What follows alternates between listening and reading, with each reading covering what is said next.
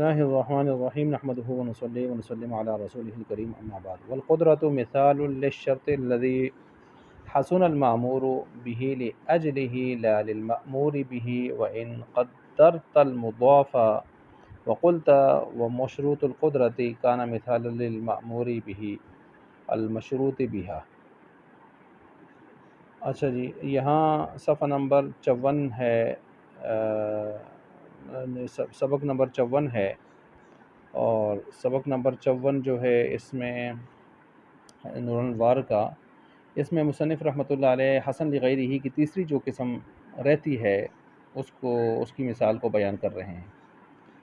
تو فرماتے ہیں کہ معمور بھی حسن لغیرہ کی تیسری قسم او یکون حسنا لحسن فی شرط ہی، کہ وہ معمور بھی حسن اس وجہ سے ہے کہ اس کی شرط کے اندر حسن آیا ہے۔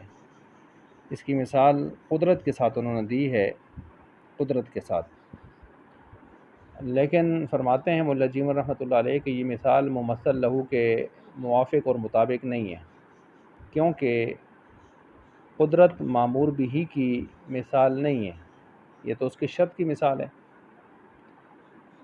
یہ تو اس کی شرط کی مثال ہے، جس کی وجہ سے شرط کی وجہ سے اس معمور بھی کے اندر حسن آیا ہے۔ حالانکہ یہاں پر جو مثال دینی تھی وہ معمور بھی حسن لغیرہ کی دینی تھی، معمور بھی حسن لغیرہ کی دینی تھی، تو اس لیے یہ مثال ممثل لہو کے موافق مطابق نہیں ہے۔ اب اس کو مطابق بنانے کے لیے دو ہیلے کیے گئے ہیں یہاں پر۔ ایک یہ ہے کہ آپ یہاں پر کوئی مضاف مقدر نکال لیں، دوسرا یہاں پر یہ ہے کہ آپ یہاں پر ضمیروں کا رخ سارا کا سارا غیر کی طرف کر دیں۔ اگر پہلا آپ لے لیں کہ مضاف مقدر نکال لیں اور یوں فرما دیں کہ وہ مشروط القدرتی، والقدرتوں کے بجائے کہتے ہیں وہ مشروط القدرتی، تو یہ پھر یہاں پر تیسری قسم کی مثال قدرت کا مشروط ہونا یہ سامنے آ جائے گا، اور قدرت کا مشروط وہ معمور بھی ہے جس کے لیے قدرت شرط ہے، قدرت کا مشروط وہی معمور بھی ہے کہ جس کے لیے قدرت کیا ہے، شرط ہے۔ تو اس صورت میں یہ مثال معمور بھی کی ہو جائے گی۔ تو ہم نے مثال یہاں بنانی بھی معمور بھی کی ہے، جس کے اندر حسن اس قدرت شرط کی وجہ سے آتا ہے، شرط قدرت کی وجہ سے، تو یہ مثال پھر یہاں پر معمور بھی کی ہو جائے گی۔ تو یعنی جس کی شرط کے اندر کیا ہے، یعنی قدرت کے اندر کیا ہے، حسن موجود ہے، تو یہاں مثال ممثل لہو کے مطابق ہو جائے گی۔ لیکن یہاں پر یہ ہے کہ ہمیں تکلف تو کرنا پڑے گا کہ مضاف یہاں محذوف نکالنے کا تکلف کرنا پڑے گا، تو مثال ممثل لہو کے مطابق ہو جائے گی۔ اور اگر آپ اس طرح نہ کریں تو یوں کر لیں، او یکون حسنا لحسن فی شرط ہی، یہ یکون کی ضمیر جو ہے یہ معمور بھی کی طرف راجع نہ کریں بلکہ اس کو غیر کی طرف راجع کر دیں۔ لا یتعدی کی ضمیریں بھی غیر کی طرف راجع ہیں، تو ساری ضمیروں کی توپوں کا رخ جو ہے غیر کی طرف کر دیں، تو اس صورت میں پھر یہ ہو جائے گا کہ قدرت جو کے لیے جو مضاف ہم نے نکالا تھا مشروط القدرہ، وہ نکالنے کی ضرورت نہیں ہوگی۔ ایک تو یہ ہوگا، دوسرا فائدہ یہ حاصل ہو جائے گا کہ انتشار ضمائر کی جو پیچھے لغزش ہوئی تھی وہ بھی نہیں ہوگی، دو فائدے حاصل ہو جائیں گے۔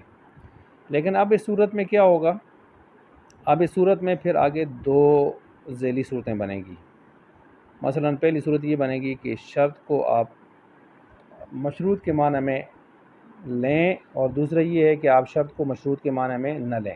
اگر آپ شرط کو مشروط کے معنی میں نہیں لیتے تو پھر اس صورت میں یہاں پر یہ عبارت کا مطلب محمل بن جائے گا، یہ بن جائے گا کہ وہ غیر حسن ہوا ہے ایسے حسن کی وجہ سے یا ایسے حسن کی وجہ سے جو حسن غیر میں ہے، تو ظاہر بات ہے یہ مطلب محمل سا بن جائے گا، وہ غیر حسن ہوا ہے ایسے حسن کی وجہ سے جو حسن غیر میں ہے، تو یہ مطلب محمل سا بن جائے گا۔ یہ اس وقت جب آپ شرط کو مشروط کے معنی میں نہ لیں۔ اچھا، اور اگر آپ شرط کو مشروط کے معنی میں لے لیں تو اس صورت میں پھر کیا ہوگا، اس صورت میں مدعی الٹ ہو جائے گا، مدعی کیا ہو جائے گا، الٹ ہو جائے گا، کیسے مدعا الٹ ہوگا کہ مطلب یہ بنے گا کہ غیر یعنی قدرت میں حسن آیا ہے اس کے معمور کی وجہ سے، حالانکہ معمور میں حسن، معمور بھی میں حسن آتا ہے غیر کی وجہ سے، تو یہاں معاملہ ہی الٹ ہو جائے گا، یہ مقصود بدل جائے گا، مدعا ہی الٹ ہو جائے گا. ٹھیک ہے، تو اصل مقصود کیا تھا؟ اصل مقصود تو یہ تھا نا کہ مشروط یعنی وہ جو معمور بھی ہے وہ حسن ہے، اس لیے حسن ہے کہ اس کی شرط میں قدرت کے اندر کیا ہے؟ حسن پایا جا رہا ہے. تو بہرحال یہ خرابی تو لازم آ رہی ہے. اسی وجہ سے ملا جیون آخر میں تھک گئے اور انہوں نے یہ کہہ دیا کہ بھائی یہ مقام ہے بڑا مشکل ہے. ٹھیک ہے، مقام مشکل ہے. وبالجملة لا يخلو هذا المقام عن تمحل.